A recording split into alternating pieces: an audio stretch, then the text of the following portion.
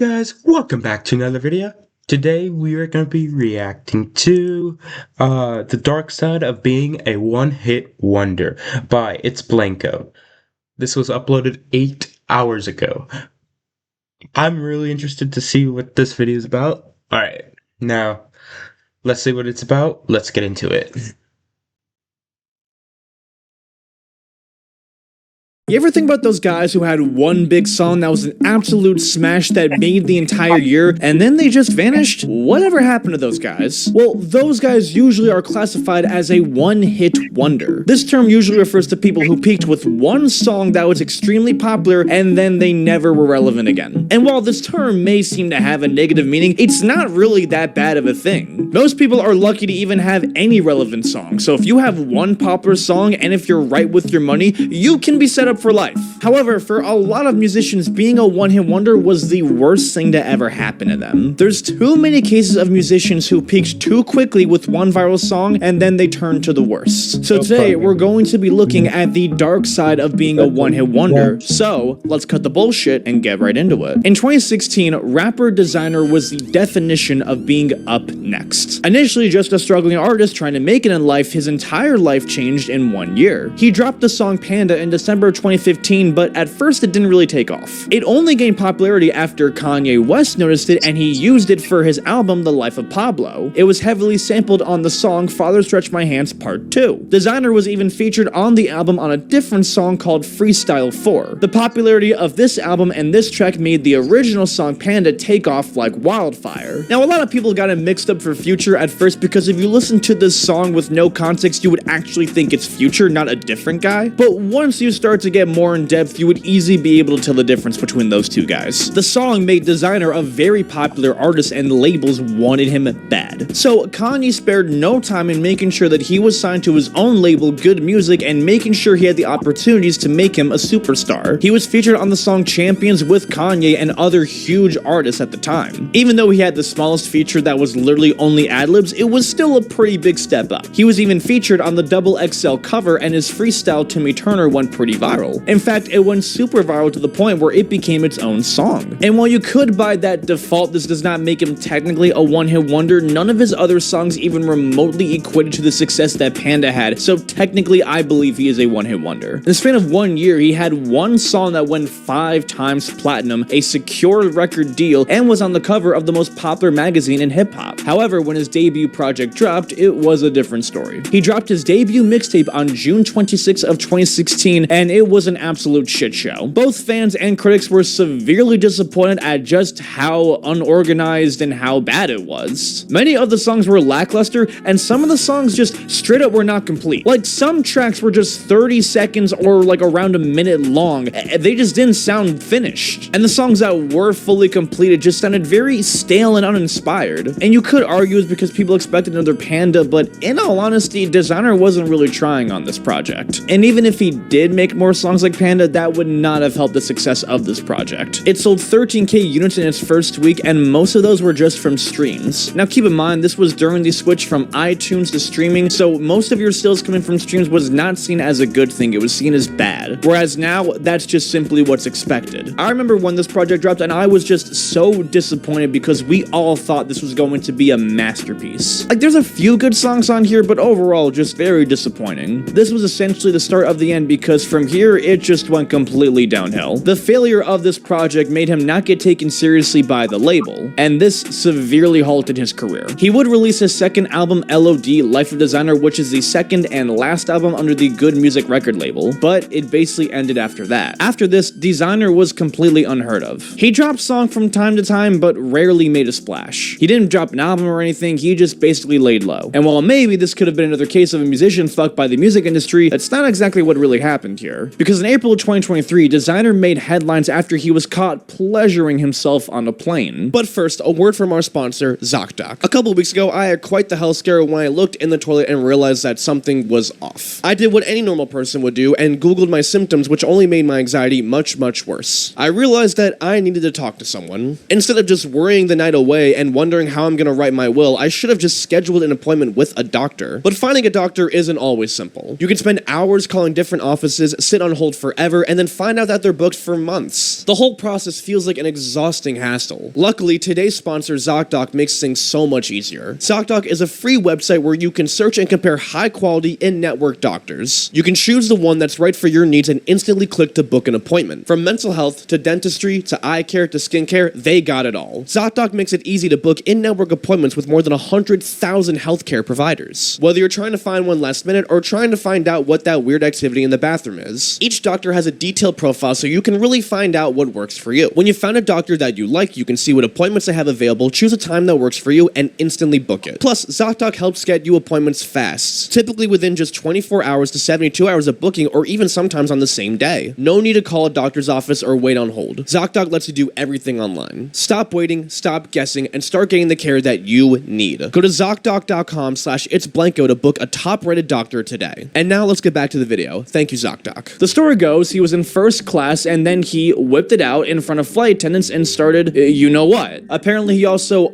exposed himself to other passengers on the plane around 3 times. When the police asked him why he did this, he said, and I quote, didn't really get much cootie. And this was in his trip in Japan. And so when he got on the plane, I guess, his impulses got the better of him. Apparently he wasn't on drugs or alcohol or anything, which, I don't know if that makes the situation better or worse. Like, the fact that he did this just completely sober is pretty crazy to think about. He did address this and claim that he was going to get the mental health that he very, very obviously needed. I am ashamed of my actions that happened on that plane. I landed back to the States and am admitting myself into a facility to help me. I will be canceling all of my shows and any obligations until further notice. And in terms of punishment, he got off pretty easy. This is the type of thing that could easily land you on the sex offenders list, but that's just not what happened here. All he got was a fine and was possibly facing up to 90 days in jail, which for a crime like this is really nothing. From what I've seen, I don't even know if he actually got sentenced to this, but even if he did, like I said, that's a slap on the wrist. Not that I know from experience or anything, just from what I know about the law. This seemed to be a very obvious slow buildup from all the mental issues and the stress of everything, and it seemed like it just came out in the worst way possible. No pun intended. After all, he did experience one of the biggest rises and falls that a 19-year-old could experience. He wasn't even old enough to drink a beer when he got signed. And he wasn't alone because YB and Nahmir was also in the same boat. In 2017, YB and Nahmir became a literal overnight success with the song Rubbin' Off the Paint. Nahmir literally recorded this song in his bathroom on a blue Snowball microphone with a sock to act as a pop filter. He literally recorded the music video for this song in one take because he had school the very next day. It was posted to the World Star YouTube account, and after that, it just became complete history. YBN became the hottest rapper to come out of Alabama, even though there aren't really any rappers coming out of Alabama. Like, seriously, when's the last time you heard about a rapper coming from that state? The song literally made him rise so fast he had to switch to online school because he was just getting too poppin'. And if you remember this song, it was a hypnotic anthem. The beat was fire, the flow was amazing, it was just a really, really great song. And Nahmir did have some continued success like this with Bounce Like That and his feature on 1942, but that was pretty much it. And again, you could argue this technically didn't mean he was a one-hit wonder, but those songs really only gained success because of Rubbin' Off the Paint's success. From here, YBN did capitalize on the success by going on tour and starting a whole entire YBN collective with Almighty J and Cordae. And yeah, he was doing the right moves, but he still made one critical error, not dropping an album. You see, the real way to actually last as a musician is to actually drop a whole body of work. This actually makes you last in the long run. And yeah, the reason why Designer fell off was because of his album, but at least he dropped something. Because if he didn't drop an album, he would have fell off a lot quicker. Nahmir simply just did not drop an album. The closest he ever did was a compilation album with the YBN crew, but this isn't really that much of an album. It wasn't until 4 years later after he blew up that he dropped the album Visionland, but this album got famous in possibly the worst way possible. To say it was disappointing was an understatement. The whole album was a mess, and the only song that got popular was Soul Train, and it literally only got popular because of just how bad it was. I can't play because of copyright, but it was like essentially the most cliche mall music H&M pop friendly shit ever. It was just embarrassing to hear. Like, somehow he heard this song and said, yeah, this is a great thing to put on my album. The album did so badly that it didn't even chart. But during this time, Nahmir was going down a path of self-destruction. In reality, he was suffering from a horrible alcohol addiction that lasted from 2019 all the way to 2023. Alright, y'all, I feel like it's best for me to just get this out of my system. For 3 years, I've been struggling with an alcoholic addiction. addiction. I've changed so much due to it and not in the right ways. I've pushed so many of my loved ones away and the people I care about because of it. I've constantly tried to slow down / stop myself from drinking, but it's not easy at all. This year, I want a new challenge, and the challenge is for me to get clean. I never knew addiction was this hard. Beforehand, it was easy for me to block it out, but now it's taking a toll. It's just been a lot going on in my life behind closed doors I leave off the internet. The only thing I want to do now in my life is get help, therapy, or even rehab, to feel like myself again and get my family back. I'm sorry, y'all. I slipped. And this is not something to shame. Alcohol is a very, very serious thing that unfortunately kills a lot of people's lives. A person young who got super famous, super fast, and was around the wrong people was basically bound to get into a bad habit like this. But what isn't easy to be sympathetic for is scamming, which is what he was caught doing. Screenshots emerged of another rapper asking Namir for a feature and him paying $200 for it. Namir agreed, but when the money was sent, he went ghost. This is one of the only reported times this happened, but if you're really that desperate to where you need to scam people out of $200, you need to get your shit together. YBN Almighty J would later reveal that the whole reason why the YBN crew fell down was because when Namir moved to LA, he actually joined a gang. But Namir himself defended this. Whatever was the cause, it definitely made his career go downhill. But if we are going to talk about addiction, then we need to talk about Lil Xan. Lil Xan easily had the quickest switch up from the public view that I have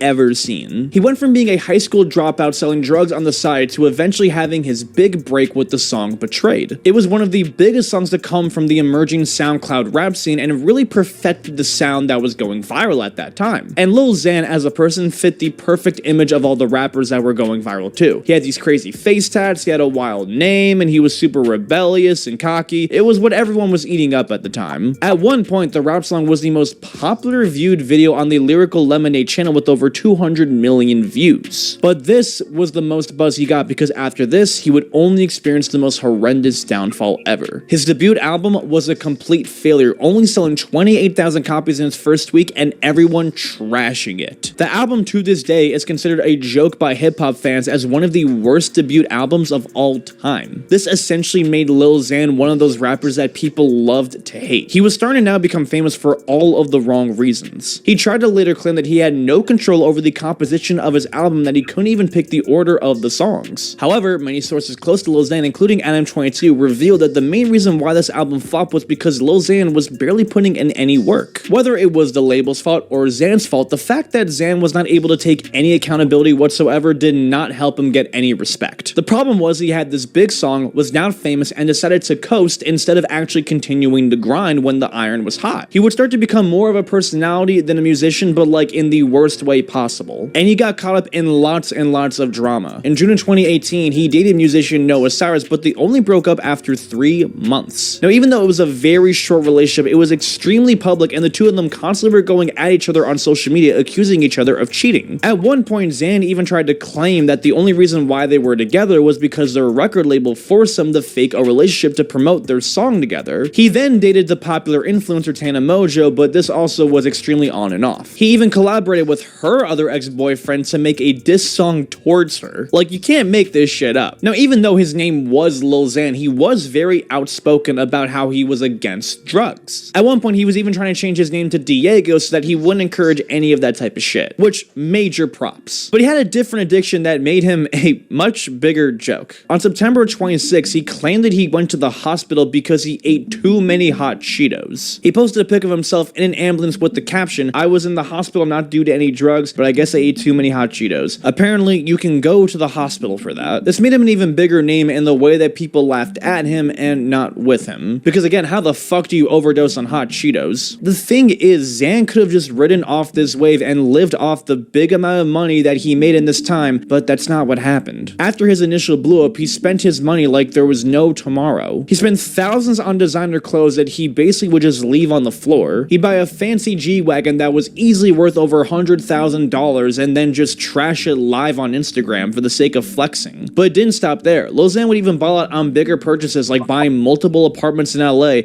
and if you guys know anything about LA, the real estate is not known for being cheap. Not working on the thing that makes you money combined with spending too much money is a horrible combination for anybody. By this time, Lil Xan's career was at an all-time low. That's one way to get yourself homeless. Just saying, you know.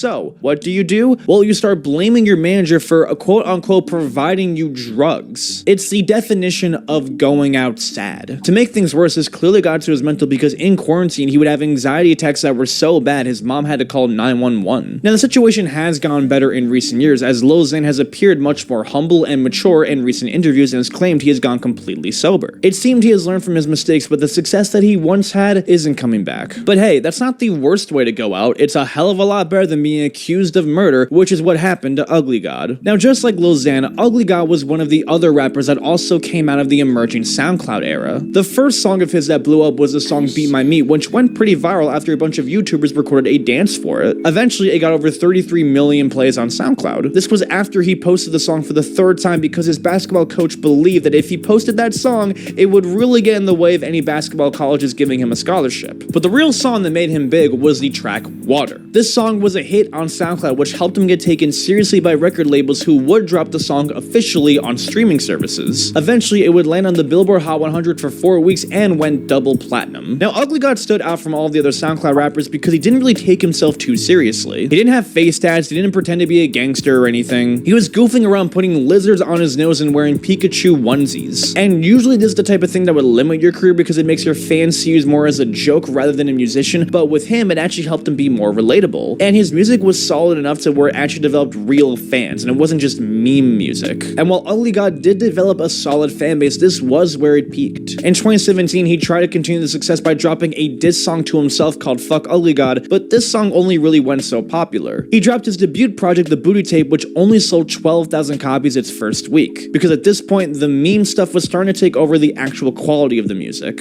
He was featured on Lil Yachty's song Boom, which was on Flowbo too, but this song wasn't really a hit either. Ugly God would drop his second and last project, Bumps and Bruises, in 2019, but this one performed even less than The Booty Tape, even though it was a much more serious project. And songs of Ugly God didn't have the opportunity to escape the one-hit wonder status, but after this, he just stopped dropping music. Out of nowhere, he just went completely ghost both in music and on social media. At one point in 2022, his YouTube was hacked and all of his music videos were deleted. There was a recent picture that surfaced of him being much skinnier, which did lead to people believing that he may have developed a drug addiction, but this was denied. There was also a rumor that he worked at Walmart after a picture surfaced of a guy who looked just like him wearing a Walmart employee outfit, but he also denied this too. But all this would be the last of his worries because on August 7th, 2023, Ugly God was accused of murdering his best friend's dad. According to a witness, Ugly God's mom and the best friend's mom got into a pretty intense argument, which eventually led to Ugly God coming to the house the next day and shooting the dad. All of this was alleged at the time, but when it was announced, it was pretty big news. That witness was actually a relative of the dad, and she claimed that Ugly God was trying to claim that he was in self-defense. His uncle also was a judge, and she further accused the fact that Ugly God was trying to use this connection to try and get the charges dropped. And there was a case report and everything that proved that this was a real accusation. This was very, very serious. A week and a half later, Ugly God would address it and deny everything. A lot can happen in a year. Hashtag don't believe the hype. He wrote while posting in all 4 different pictures while holding stacks of cash. I'm not sure what posting pictures of you holding money has to do with proving that you didn't kill anybody, but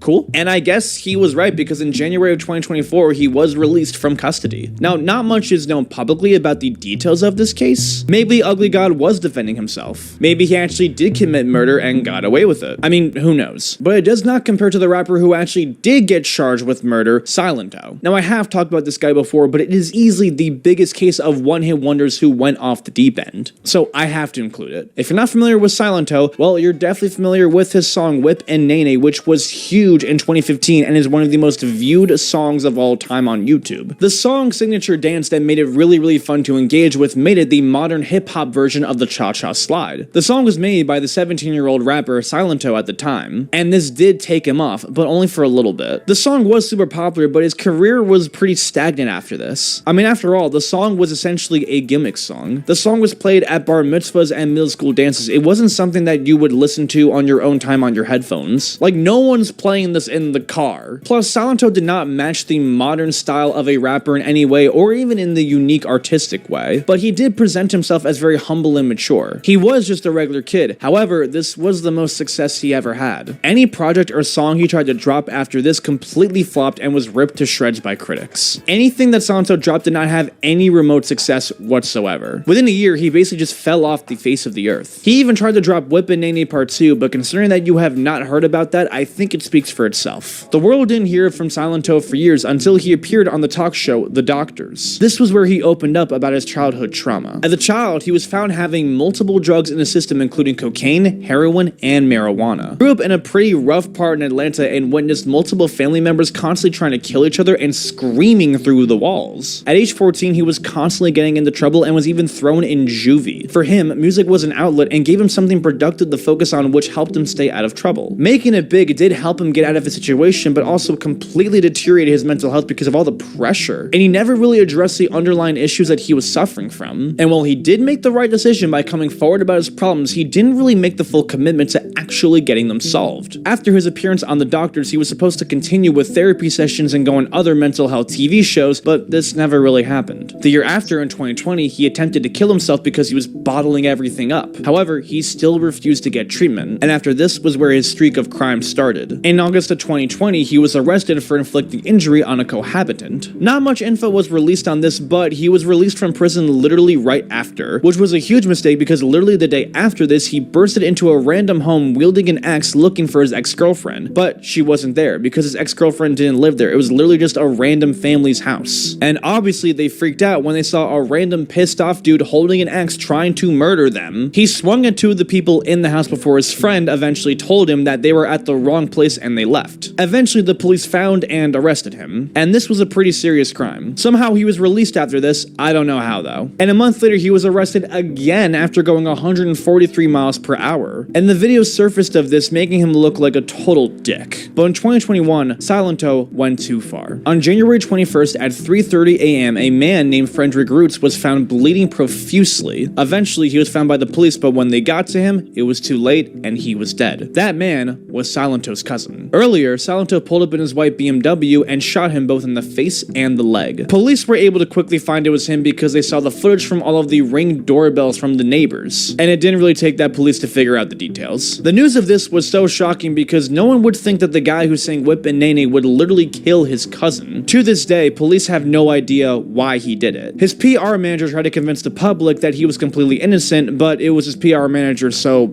of course she did that. His own grandparents told the judge to deny his bail for any amount of money, and the fact that they of all people would say that shows just how fucked up the guy was. He was eventually sentenced to 30 years in murder, and the sad thing is, it didn't need to happen this way. If he just got the help he needed for all of the severe mental issues he was suffering from, this definitely would not have happened. It's another sad story of a kid who got way too famous, way too quick, who came from a bad area and never addressed the serious underlying issues that he was suffering from. But that's going to be it for this video. I hope you guys enjoyed it. If there's anything you take from this video, don't kill people, guys. That's it's not very good. Till next time, shalom.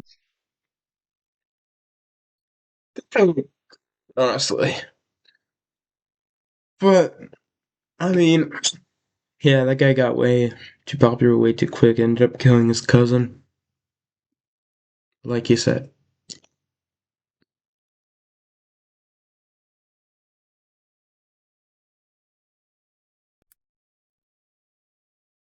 Anyway, guys, thank you so much for watching. Comment, like, and subscribe, and I'll see you in the next video. Peace out, homies.